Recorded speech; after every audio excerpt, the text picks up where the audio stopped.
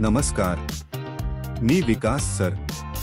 नवीन अभ्यासक्रमावर आधारित इयत्ता 6वी, विषय विज्ञान, प्रकरण 8वे, प्रकाश, सावली आणि परावर्तन, लाईट, शॅडोज अँड रिफ्लेक्शन्स.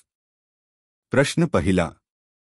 खालील बॉक्सला योग्य क्रमात मांडा ज्यामुळे आपल्याला अपारदर्शक पदार्थाला समजता येईल. पदार्थ आहे. अपारदर्शक, सावली, करीत. उत्तर: अपारदर्शक पदार्थ सावली करीत आहे. प्रश्न दुसरा. खालील पदार्थांना अपारदर्शक, पारदर्शक किंवा अर्धपारदर्शक, प्रकाशित आणि अप्रकाशित मध्ये वर्गीकृत करा. हवा, पाणी, खडकाचा तुकडा, अल्युमिनियम शीट, आरसा, लाकडाची फळी, प्लास्टिकचे पड, सीडी.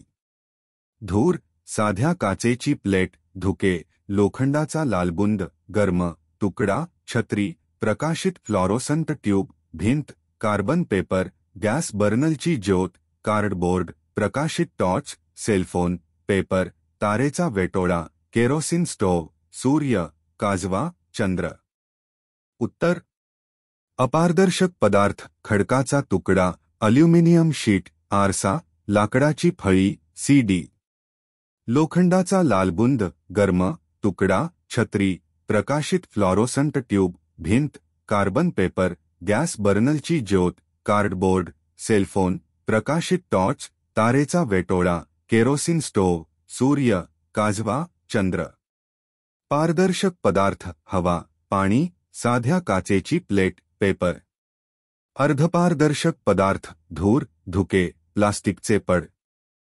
प्रकाशित पदार्थ: लोखंडाचा लालबुंद, गर्म तुकडा, प्रकाशित फ्लोरोसंट ट्यूब, गॅस बर्नलची ज्योत, सेलफोन, प्रकाशित टॉर्च, केरोसिन स्टोव्ह, सूर्य, काजवा.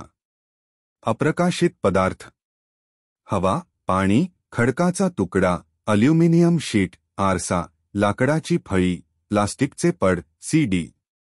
धूर, साध्या काचेची प्लेट, धुके, छत्री, भिंत, कार्बन पेपर, कार्डबोर्ड, पेपर, तारेचा वेटोळा, चंद्र. प्रश्न तिसरा.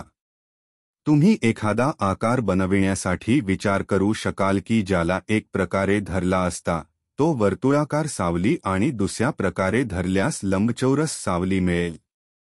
उत्तर: हो, असे होऊ शकते. यासाठी टॉर्च आणि बंद नळाकार पाहिजे.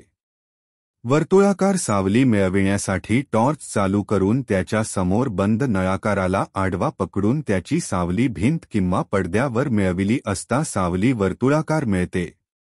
लंबचौरस सावली मिळविण्यासाठी टॉर्च चालू करून त्याच्या समोर बंद नळाकाराला काटकोनात उभा पकडून त्याची सावली भिंत किंवा पडद्यावर मिळविली असता सावली लंबचौरस मिळते. प्रश्न चौथा. संपूर्ण अंधार असणाऱ्या खोलीत जर तुमच्या समोर आरसा धरला तर तुम्हाला आरशात प्रतिबिंब दिसेल का? उत्तर: नाही, आरशात प्रतिबिंब दिसणार नाही. संपूर्ण अंधार असणाऱ्या खोलीत आपल्या शरीरावर प्रकाश पडत नाही. त्यामुळे प्रकाशाचे परावर्तन होणार नाही. परिणामी आरशात प्रतिबिंब रचले जाणार नाही.